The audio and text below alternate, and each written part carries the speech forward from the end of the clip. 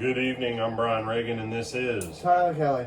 And we are coming to you with our Twilight Talks on Faith, and we are in Hebrews 11, verses 17 through 22. And Tyler, if you read those. By faith, Abraham, when he was tested, offered up Isaac, and he who had received the promises offered up his only begotten son, of whom it was said, "In Isaac your seed shall be called," concluding that God was able to raise him up even from the dead, from which he also received him in a figurative sense. By faith, Isaac blessed Jacob and Esau concerning things to come. By faith, Jacob, when he was dying, blessed each of the sons of Joseph, and worshipped, leaning on the top of his staff. By faith, Joseph, when he was dying, made mention of the departure of the children of Israel, and gave instructions concerning his bones. All right.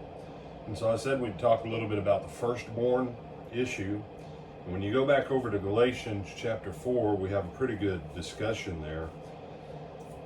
The apostle, by the Holy Spirit, reminds us in Galatians 4:21, he says, "Tell me, you who desire to be under the law, do you not hear the law? For it is written that Abraham had two sons, one by a bondwoman, the other by a free woman. He of the bondwoman was born according to the flesh, and of the free woman according through promise. Which things are symbolic? For these are the two covenants, one from Mount Sinai, which gives birth to bondage, which is Hagar. For this Hagar is Mount Sinai in Arabia and corresponds to Jerusalem, which now is and is in bondage with her children. But the Jerusalem above is free, which is the mother of us all." And so as he goes on in verse 29, verse 29, "But we, brethren, as Isaac, are children of promise, and he who was born according to the flesh persecuted him according to the Spirit. Even so, that's the way it is now. Nevertheless, cast out the bondwoman and her son, for the son of the bondwoman shall not be heir with the son of the free woman. So then, brethren, we are not children of the bondwoman, but of the free." This statement that he offered up his only begotten son in the ancient Near East, what we call the Middle East, but the ancient Near East, if you had no children, then the highest ranking slave of your household would become the inheritor of everything you had.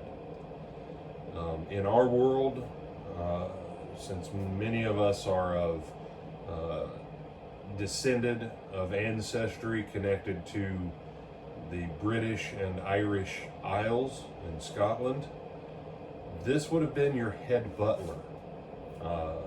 For those of you who watch Downton Abbey, have watched Downton Abbey, the chief butler would have inherited everything back in Abraham's time. You say, but what if he would have had a son by one of the serving girls? Then the son, if no other son would have presented himself, would have become the heir. But he would not have been a full son, because his line was that through the slave or the bondwoman. It is only through the free woman. But what does Galatians say? It said that the first son was born according to the flesh.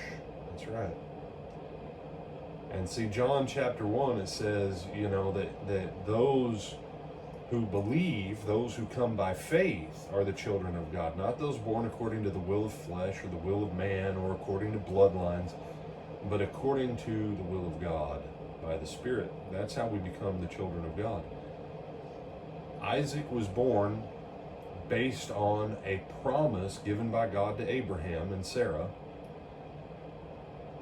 It was 25 years in the manifesting. And but he's the only begotten because he is the only legitimate son from the only wife Abraham ever had. And so in similar fashion, when Jesus comes into the world, he is the only begotten of the Father. Adam was a son created out of the material of this world, but Jesus is the only son begotten of the Spirit by the Father and given birth and brought into this world through Mary. And so you have this imagery going again and again and again.